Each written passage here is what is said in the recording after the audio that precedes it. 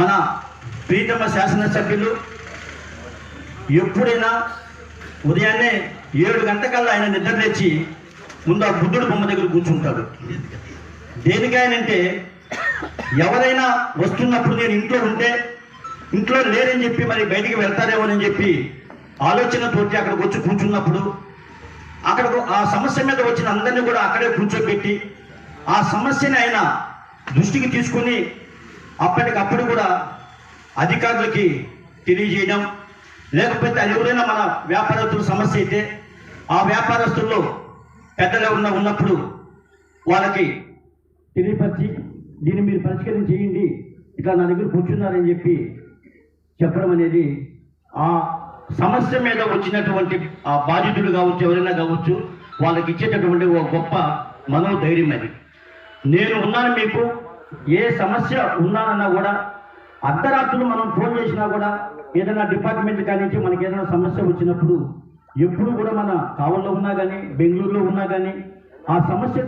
తెలుసుకొని దాన్ని ఉదయం మాట్లాడతానే లేకపోతే రేపు మాట్లాడతానే అని కాకుండా అప్పటికప్పుడు కూడా మీరు ఫోన్ పెట్టేయండి నేను మాట్లాడతానని చెప్పి వాళ్ళందరికీ కూడా అప్పటికప్పుడు చెప్పి ఎమ్మిటే మనకు ఫోన్ చేసి చెప్తాడు, పని అయిపోయింది, ఇట్లా మీరు పోయి కన్సల్ట్ కండి అని చెప్పి చెప్పే సమస్య. అదేవిధంగా ఇటీవల కాలంలో జంగారెడ్డిగూడెంలో నాటుసారా దాగి ఒక 20 మంది చనిపోతే రాష్ట్రం మొత్తం కూడా ఆ నాటుసారా మరి ఎక్కడైతే తయారు చేస్తున్నారో ఆ తయారు చేసేటటువంటి ఆ సారాకి వస్తువులు వాడేటటువంటి కెమికల్స్ ఏదైతే ఉన్నాయో నల్లబెల్లం కానీ లేకపోతే దాంట్లో సల్ఫేట్ కానీ కరక్కాయలు కానీ ఇట్లా ఎక్కడైనా ఉన్నప్పుడు వాళ్ళని రైడ్ చేయండి, అటువంటి వాళ్ళ మీద కేసులు బనాయించండి అని చెప్పి రాష్ట్ర ప్రభుత్వం మరి కొన్ని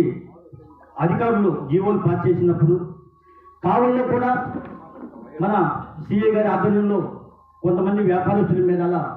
కొన్ని సందర్భాల్లో వారు దాడులు చేసి కేసులు పెట్టడం జరిగింది. అవన్నీ కూడా ఎప్పటికప్పుడు మన ప్రతాపన్న ఎమ్మెల్యే గారి దృష్టికి తీసుకొని పోవడంతో ఎప్పటికప్పుడు కూడా ఆ సిఐని మరి వాళ్ళకి చెప్పి ఇది మంచి పద్ధతి కాదు, ఇది వాళ్ళు వ్యాపారస్తులు జోలికి పోతే మాత్రం పద్ధతిగా ఉండదు, అసలు మీకు ఎవరు చెప్పారు ఇవన్నీ కూడా అని చెప్పి వాళ్ళని గట్టిగా మాట్లాడటం మన కళ్ళారా మనం చూసాం. అది కానీ కొన్ని పాత కేసులు తోడేసి వాళ్ళు ఆ కేసులు ఎఫ్ఐఆర్ రాసిన తర్వాత సార్ ఎఫ్ఐఆర్ రాశారు సార్, మేము పైన చూపించుకోవాలా, మా చేతుల్లో ఏమీ లేదని చెప్పి కొన్ని తప్పించుకున్నారు వాళ్ళు. చివరకు నా మీదే వాళ్ళు నేను షాప్ వేసి అమ్మవారి లాస్ట్ ఇయర్ అమ్మవారి ఇట్లా అగ్నిగుణ ప్రవేశంలో నేను గుళ్ళో ఉన్నాను, సట్టేసినప్పుడు ఒక బాధ్యతను తీసుకొని వచ్చేసి వాళ్ళు ఫోటో తీసి నా మీద కేసు కట్టేశారు. నేను ఇమ్మీడియట్లీ ఎమ్మెల్యే గారి దగ్గర తీస్తామని ఎమ్మెల్యే గారు నన్ను కారెక్కించుకొని ఆ వీరబ్రహ్మేంద్ర స్వామి మరి బాలకృష్ణ నగర్ ఉన్నటువంటి అక్కడ ఆయన వారోత్సవాలు జరుగుతూ ఉంటే ఆ దారిలో కారులో నన్ను ఎక్కమని చెప్పి ఆ పోయేటప్పుడు ఇమ్మీడియట్లీగా సీఈ గారికి ఫోన్ చేసి నేను చెప్పి అసలు ఎందుకు మీరు రాస్తున్నారు, ఎందుకు ఈ విధంగా చేస్తున్నారు, అసలు మీకు మంచి పద్ధతి కాదు, వ్యాపారస్తులు జోలికి పోతే మాత్రం చాలా సీరియస్గా ఉంటుంది, ఇది నేను ముఖ్యమంత్రి గారి దృష్టికి తీసుకొని పోతాను బాగుంటుందని చెప్పి సార్ మాదేమీ లేదు సార్ అడిషనల్ ఎస్పీ శ్రీలక్ష్మి గారు అంటే ఇమ్మీడియట్లీ మరి మేడం గారికి ఆయన ఫోన్ చేసిన తర్వాత సార్ మా చేతులు ఏమి లేదు గవర్నమెంట్ కానించి అన్నారు. ఇమ్మీడియట్లీ మళ్ళీ నేను సరే అప్పుడు కమ్ముకున్నాను. మళ్ళీ సాయంకాలం 5 గంటలకు ఫోన్ చేసి ప్రసాద్ గారు మీరు వచ్చి ఆఫీస్ గారు కనపడుకోండి, ఇట్లా మీ మీద కేసు ఫైల్ చేశాను అని అన్నారు. ఎందుకు రాస్తారు సార్ మీరు కేసు, ఇట్లా ఎమ్మెల్యే గారు చెప్పారు కదా, చెప్పిన తర్వాత కూడా మీరు ఎందుకు చేస్తారంటే నేను నేరుగా ఆయన దగ్గరికి పోకుండా ఎమ్మెల్యే గారి దగ్గరికి వచ్చాడు. నేరుగా ఆయన బెడ్రూమ్లో ఉన్నాడు,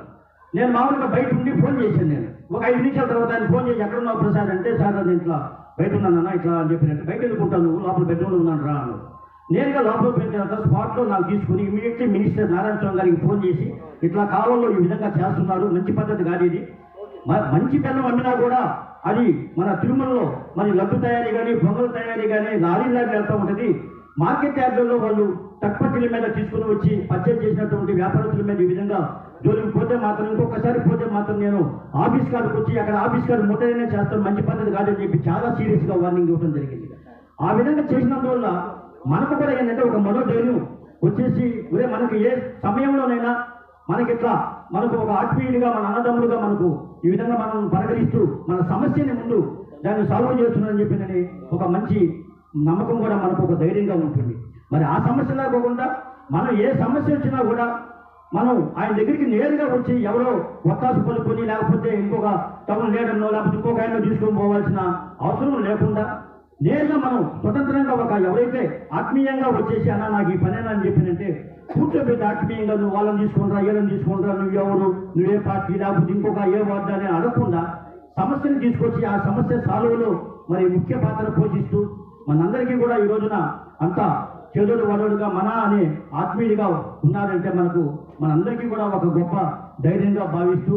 ముందు కూడా మనందరం కూడా ఆయన ఆత్మీయానికి ఆయన అనుబంధానికి మనందరం కూడా ఆయన వారసులుగా మనమందరం ఉండి రానున్నటువంటి శాసనసభ ఎన్నికల్లో తప్పకుండా అటువంటి మంచి మనిషిని మనం చేదోడు వదోడుగా ఉంటే రానున్న రోజుల్లో ఇంకా మనం ఒక సోషల్గా అన్ని పనులు మనం చేపించడానికి మంచి అవకాశం ఉంటుంది కాబట్టి